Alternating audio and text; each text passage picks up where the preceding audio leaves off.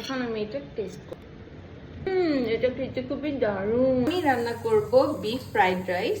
এই জন্য আমি নিয়ে নিয়েছি বিফ, লম্বা লম্বা করে কেটেছি, পেঁয়াজ পাতা, ক্যাপসিকাম এবং কাঁচামরিচ। ফার্স্টে দিয়ে দিচ্ছি তেল, এর মধ্যে দিয়ে দিচ্ছি বিফগুলো, পরিমাণ মতো লবণটা ফার্স্টে দিয়ে দিলে তারপরে সিদ্ধ হয়ে যাবে বিফটা। স্লোলি বিফটা ফ্রাই করে নিই, কিছুক্ষণের জন্য রেখে দিচ্ছি যাতে ভালোভাবে সিদ্ধ হয়ে যায়।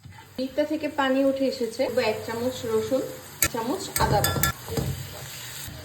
পানিটা শুকিয়ে এসেছে। এখন আমি এর মধ্যে দিয়ে দেবো 1 চামচ মরিচের গুঁড়ো, 1/2 চামচ ধনিয়া গুঁড়ো, একদম অল্প একটু গরম মশলা গুঁড়ো, একটু টেস্টিং সল্ট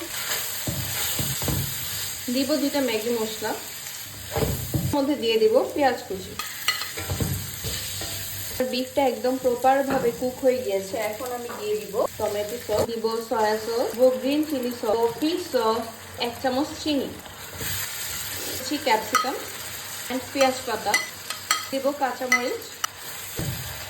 এগুলো আমি বেশিক্ষণ কুক করবো না, তেল বের হয়ে আসছে। এখন আমি দিয়ে দিব রাইসটা আমি আগেই সেদ্ধ করে নিয়েছি একটু লবণ দিয়ে।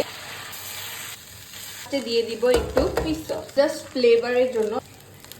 আপনারা চাইলে লাস্টে এটার মধ্যে একটু বাটারও অ্যাড করে দিতে পারেন। তো আমার বিফ ফ্রাইড রাইসটা একদম রেডি হয়ে গিয়েছে। আপনারা অবশ্যই এটা ট্রাই করবেন বাসায়, খুব ইজি রেসিপি এবং এটা খেতে খুবই দারুণ। টাটা।